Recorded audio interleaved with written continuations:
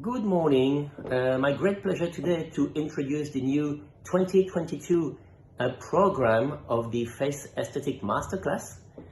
We have this year a 4 steps program, one day for one topic, trying to go deeply in the topic to make people and colleagues expert on that topic. The first step is about medical rhinoplasty. The topic number 2 is about the lips and the smile, beautification and rejuvenation. Step 3 is about the eyes and rejuvenation as well.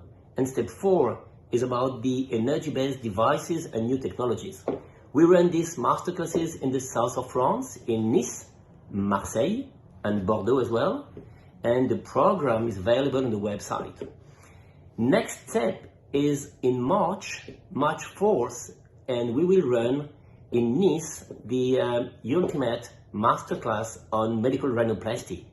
4 experts will participate and make the teaching. It's Philippe Castemont from Nice, Frédéric Braccini from Nice as well, Alessio Redaili from Milano, and myself from Marseille.